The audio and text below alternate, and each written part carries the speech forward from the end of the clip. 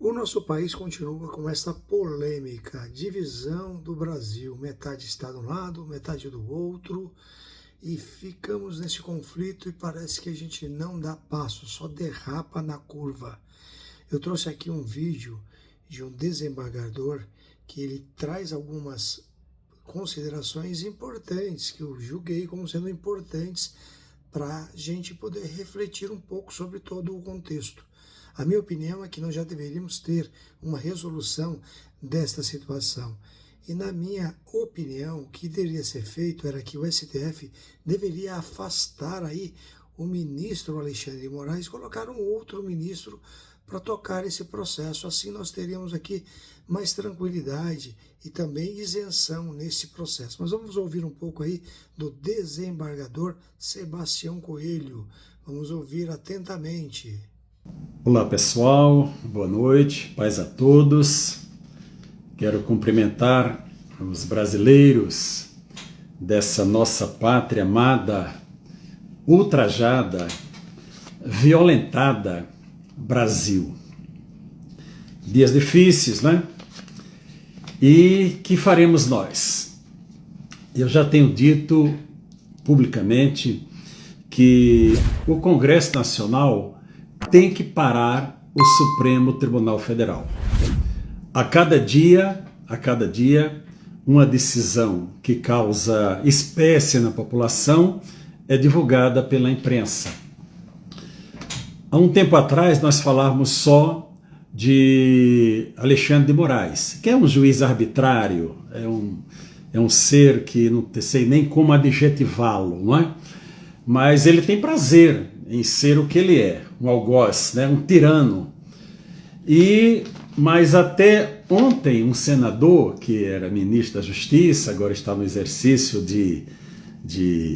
do cargo de senador e que vai tomar posse no Supremo Tribunal Federal, da tribuna do Senado ele disse, olha, é o Dino, né? Eu falo com tranquilidade porque eu fui para as ruas no dia 10 de dezembro para dizer Dino não. Mas ele disse, olha, não é Alexandre de Moraes, é o Supremo Tribunal Federal. E ele tem razão, porque as decisões de Alexandre de Moraes, por mais absurdas que sejam, elas têm sido referendadas pelo Supremo Tribunal Federal, na sua quase totalidade, exceção dos ministros André Mendonça e Nunes Marques. Os demais estão ali todos concertados e sob o comando, é triste dizer isso, né?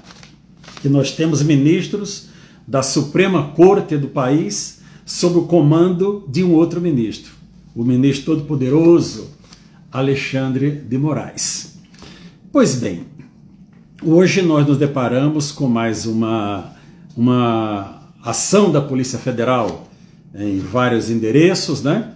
Mas tendo como alvo principal, indiscutivelmente, o presidente Bolsonaro, que aliás já foi agravado quando da busca e apreensão do seu filho Carlos Bolsonaro, que é vereador no Rio de Janeiro, mas o mandado saiu, mandado itinerante, e foi atingido na casa do genitor. Eu tenho ouvido e assistido muitas manifestações de parlamentares, do povo, manifestações de, olha, vamos fazer isso, ou fizeram isso, apontando o que já foi feito. Gente, os abusos do STF e do TSE, que é um puxadinho, é um anexo, um apenso do Supremo Tribunal Federal, nós já sabemos. Vamos ficar discutindo o passado? Só se for para contextualizar. Nós temos que discutir, são ações concretas para interromper essa escalada autoritária, abusiva, absurda que está acontecendo no nosso país. A solução, ela deve estar dentro do Congresso Nacional. Os senhores parlamentares, deputados e senadores receberam a nossa procuração. Nós dissemos, olha, os senhores nos representam. Nós somos o poder, mas nós estamos dando a representação para os senhores exercerem esse poder em nosso nome. O Congresso está fazendo esse papel? Quem deveria fazer o controle direto é o Senado Federal. Vai fazer? Não vai. O senhor Rodrigo Pacheco é um moço fraco. É um moço fraco. Ele vai passar para a história como zero, né? Por a sua omissão, pela sua conivência com tudo que está acontecendo. Temos ali meia dúzia de senadores guerreiros, uma meia dúzia, não passa disso também não, que vai lá para a tribuna, que confronta, e na Câmara um quantitativo bem expressivo de parlamentares que têm mostrado que exercem o seu mandato com a confiança que foi depositada pelo povo. Então a primeira ação, ela deve ser do Congresso Nacional. Eu já tive a oportunidade de dizer a alguns parlamentares que o Congresso Nacional deve parar, obstruir 100% as suas atividades, parar totalmente. Até quando?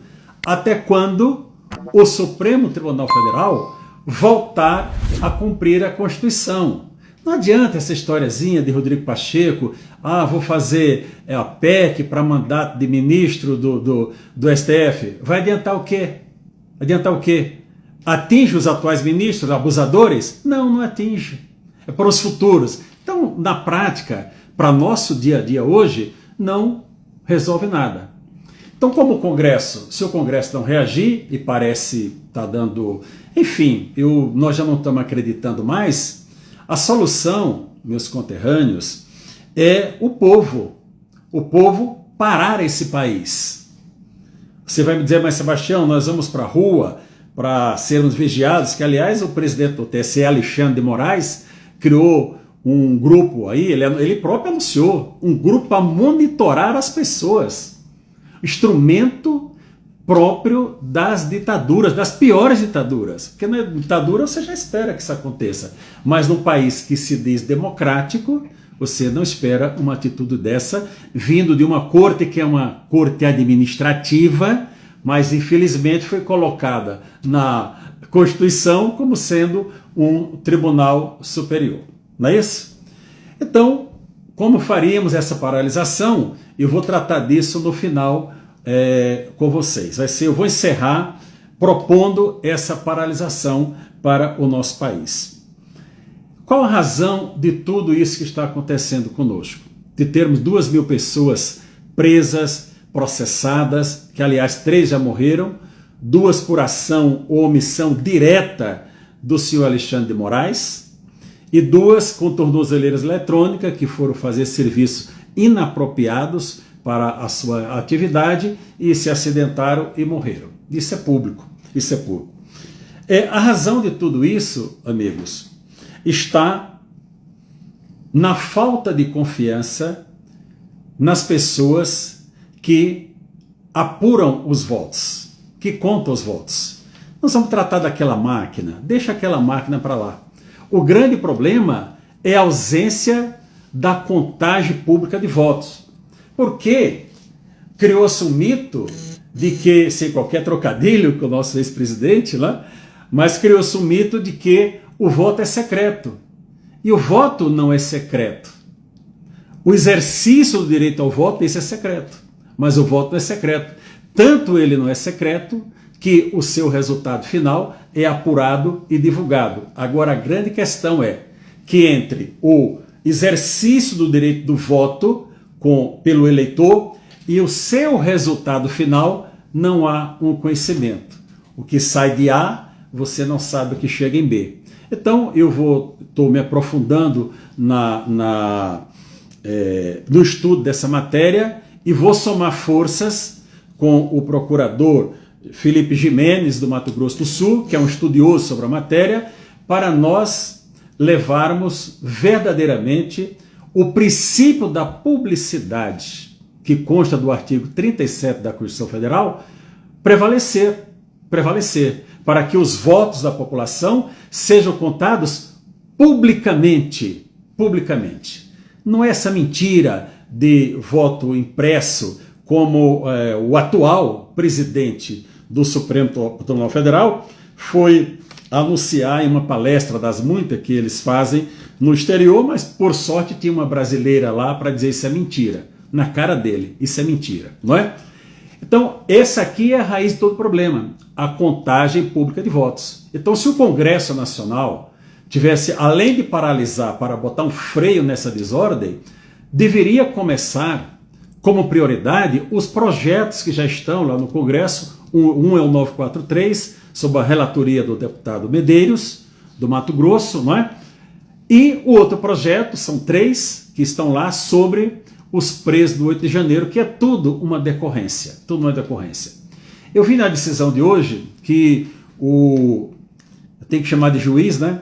Alexandre de Moraes, citou novamente os inquéritos 4781 e o 4874. O primeiro diz respeito a fake news e o segundo das milícias digitais. São um inquérito, o primeiro começou em março de 2019, vai chegar a 5 anos esse inquérito, e não para, não para. O 4874 foi prorrogado por mais 90 dias, olha, precisa de mais umas diligências, não acaba. E o Ministério Público fica calado, tem as suas atribuições capturadas pelo Supremo Tribunal Federal e fica calado. Aliás, o Procurador-Geral da República disse que cabia ao Ministério Público, ele falou isso de 8 de janeiro, propôs castigos necessários ao Supremo Tribunal Federal.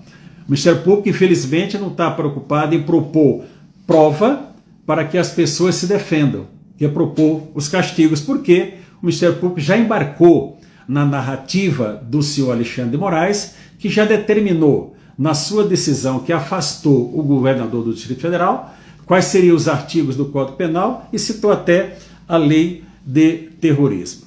Pois bem, está se atribuindo ao presidente da República uma série de ações que ele teria, ao presidente Jair Bolsonaro, não é?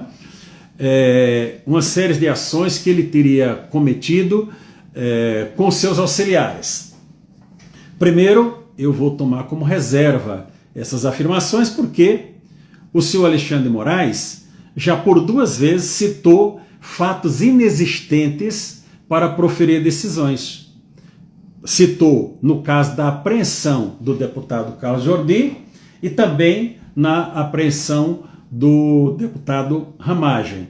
Então pode ter na sua decisão mais uma afirmação que não corresponda 100% com a realidade. Mas a imprensa, uma grande parte da imprensa já tomou isso como verdadeiro. Eu, por exemplo, tomei como verdadeira a afirmação dele, porque ele afirmou que seria vítima do enforcamento.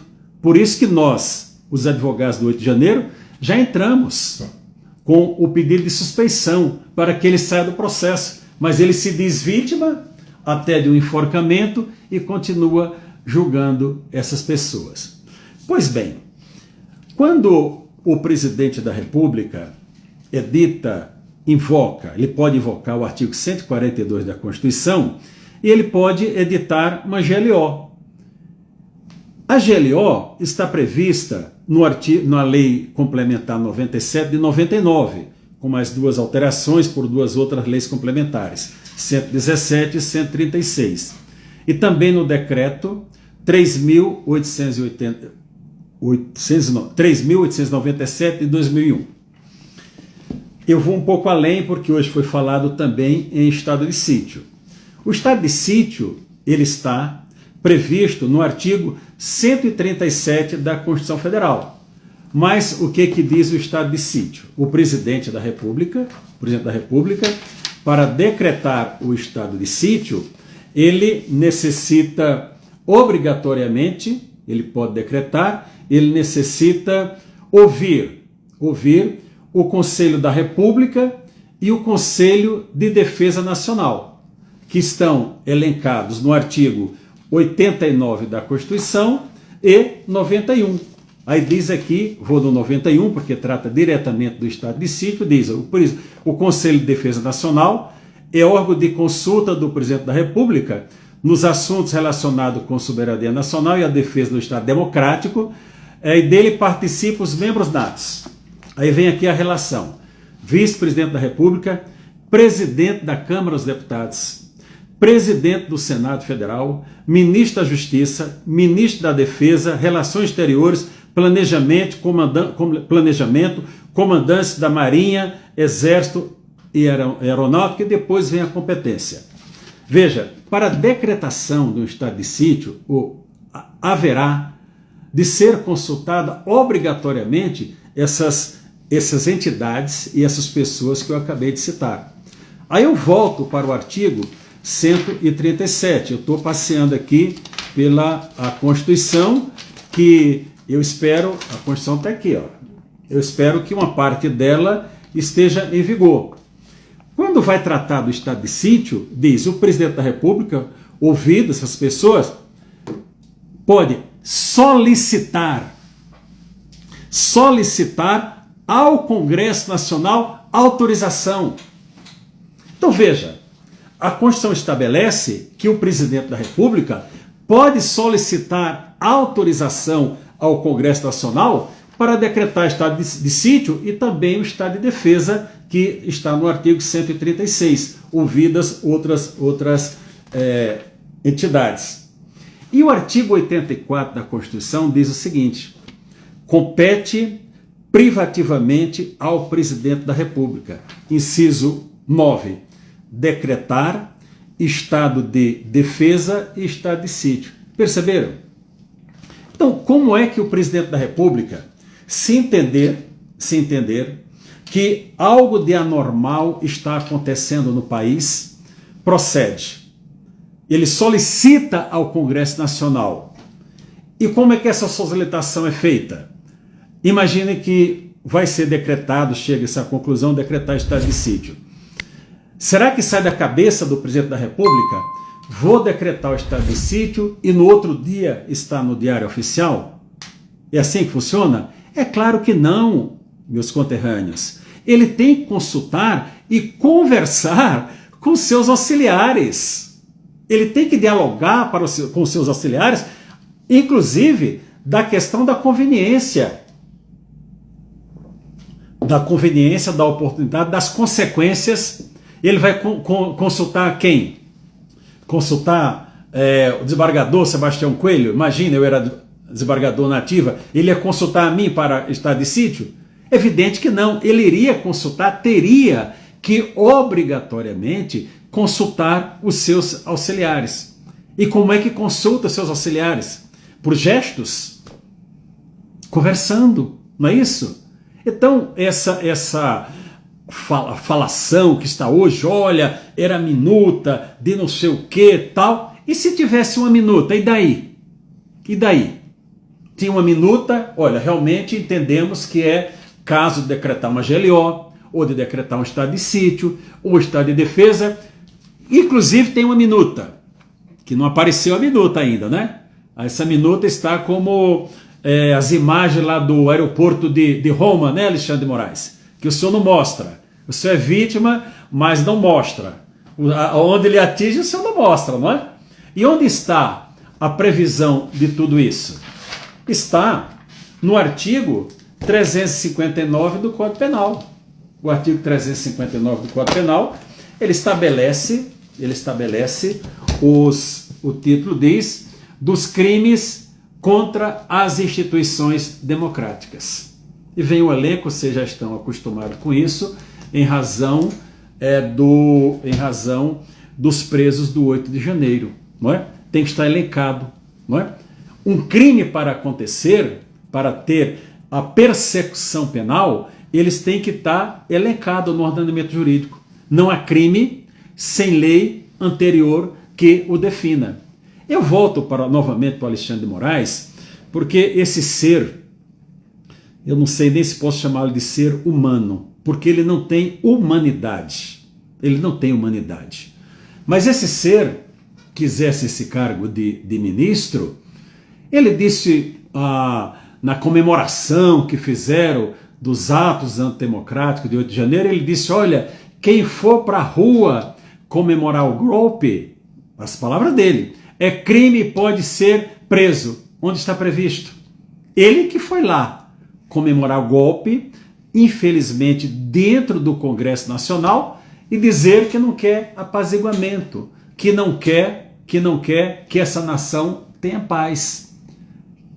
O apóstolo Paulo, para os cristãos, ele diz, olha, quando depender de vós, tendes paz com todos.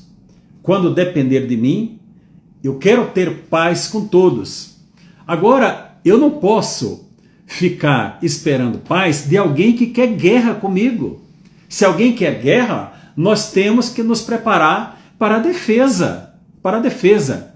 Eu disse já no dia 30 de novembro de 2022, numa audiência pública no Senado Federal, convocada pelo senador Girão, que é um grande senador que bem representa o povo do estado do Ceará, eu disse que se o presidente Bolsonaro, naquela oportunidade, convocasse, editasse uma GLO para fazer cessar os abusos praticados, alguns iriam dizer que era golpe. E eu disse não, seria um contragolpe. Um contragolpe.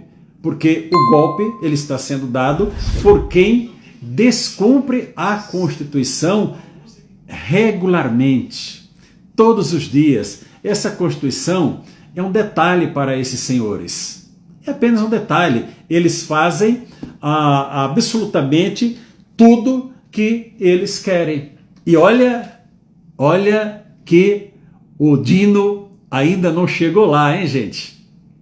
Foi perguntado ao Dino várias vezes lá no Senado, na sabatina, o senhor julgaria processo de Bolsonaro? Ele escorregou, ele sempre tem uma manobra bonita, uma fala bonita. É um comunista treinado, né? Comunista treinado, vocês sabem como é que funciona, né? O comunista treinado, ele chega numa reunião, fala tudo ao contrário e não se abala, ele fica passivo, toca o terror, descontrola todo. Então o Dino é um comunista treinado que foi orgulhosamente colocado no Supremo Tribunal Federal. E nós vamos ficar parados diante de tudo isso? Eu ia comentar no dia 15 de janeiro uma decisão sobre o agronegócio. Foi no dia que saiu a busca e apreensão do deputado Carlos Jordi. Mas os fatos atropelaram, mas eu vou tratar dessa matéria, porque a paz no campo ela já acabou. Vocês têm recebido os vídeos aí das invasões que estão acontecendo. Muito bem, eu vou voltar ao passado não muito distante. Eu fiz uma live despretensiosa no dia, salvo engano, 6 de julho do ano passado, e eu disse que o objetivo de tudo isso era chegar a um momento para a prisão do presidente Bolsonaro.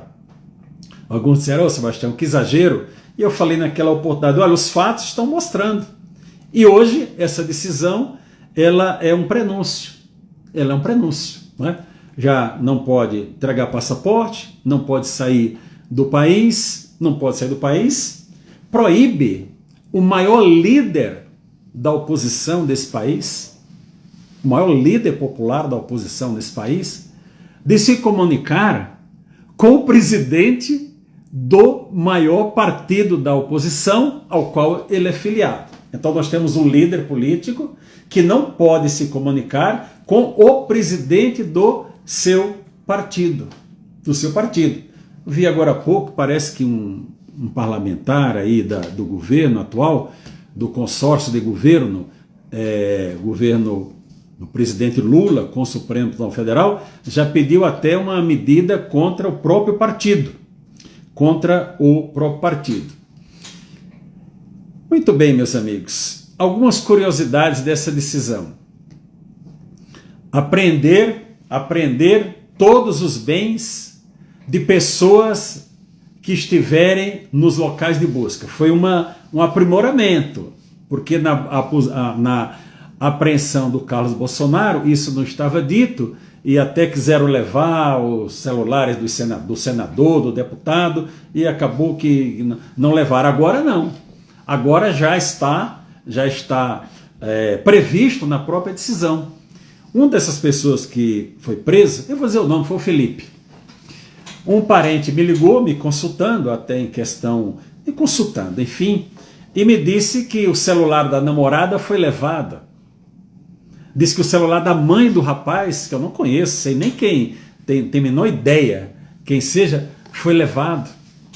Então são medidas atingindo pessoas que não têm qualquer relação com o fato. Não tem qualquer relação com o fato.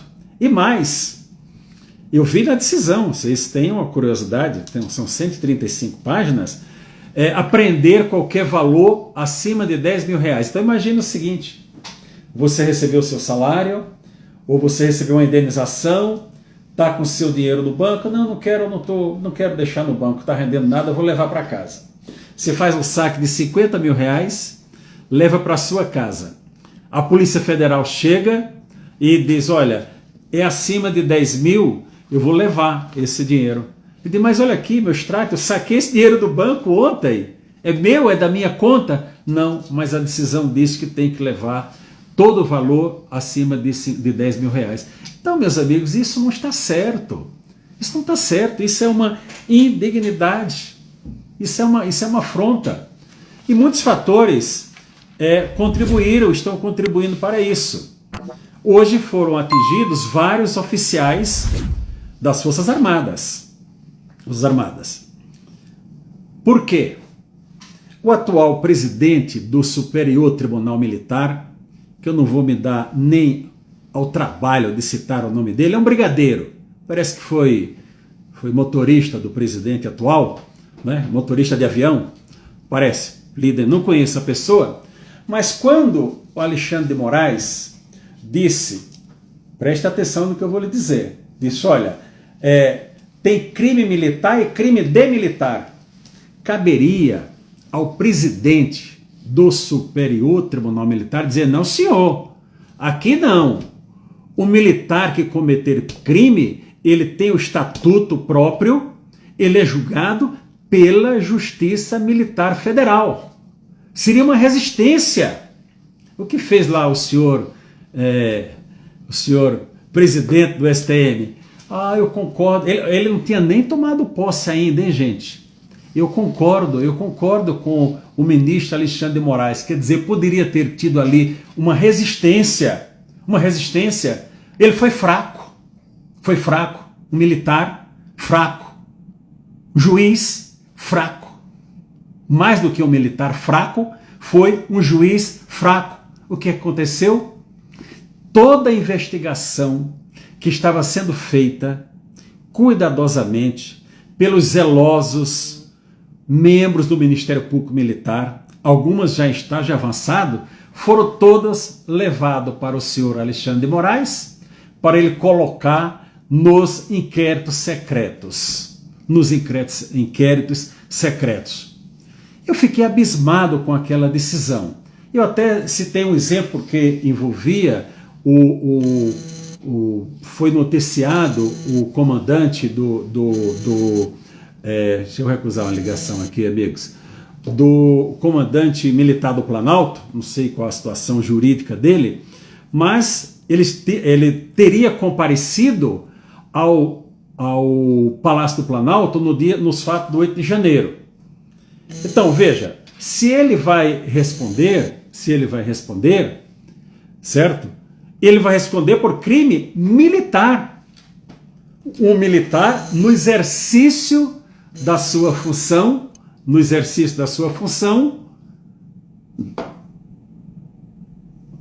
sendo julgado pela justiça comum.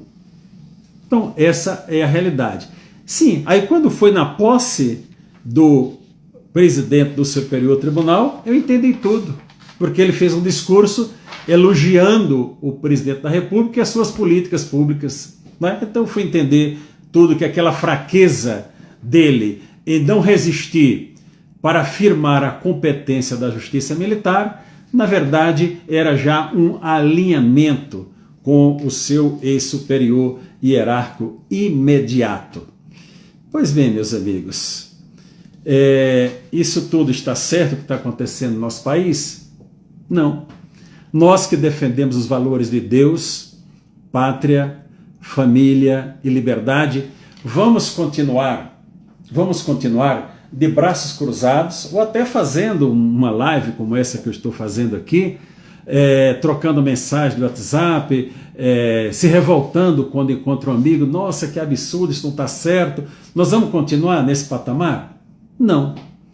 Eu acho que o Brasil tem que ir para uma paralisação nacional. O empresariado brasileiro, todos, setor de logística, agronegócio, os industriais, o comércio, todos têm que fazer uma união e parar esse país. Por quê? Os senhores podem até salvar os seus bens agora, nesse momento, mas ali na frente não salvarão. Sua casa será invadida, suas propriedades serão invadidas, os senhores serão processados. Se resistir a uma invasão de terra e morrer alguém, olha que crime contra a humanidade, não é? É o único setor, eu sou muito claro nas minhas coisas, o único setor que eu não concordo com paralisação é o setor de saúde, porque o hospital tem que socorrer aquelas pessoas que estão ali para não morrer, e o corpo de bombeiros para levar as pessoas acidentadas.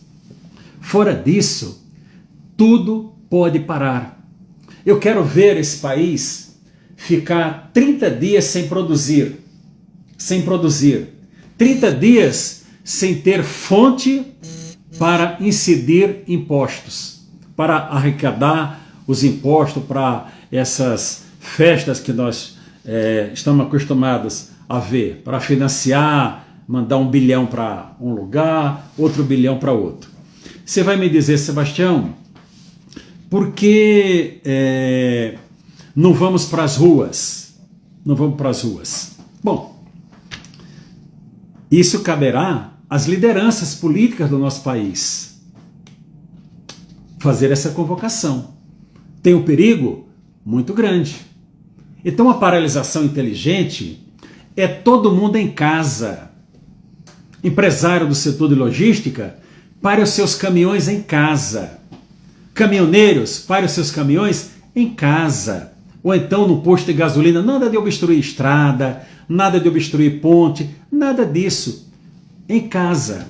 Na Covid nós não ficamos presos em casa? Não foi?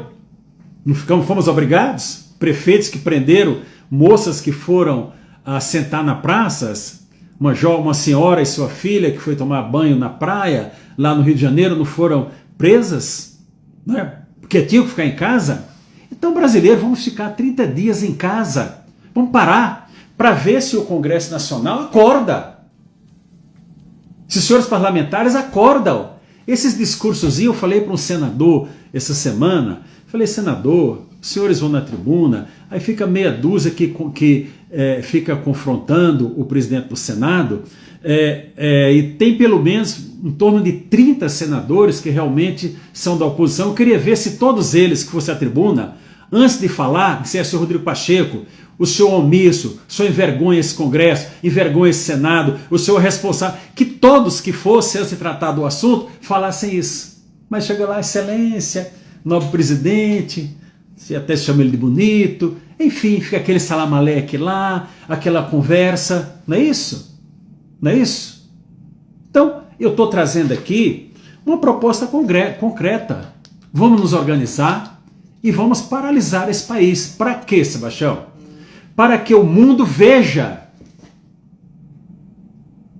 Quero ver ficar 15 dias sem embarcar produtos nos portos nacionais para exportar.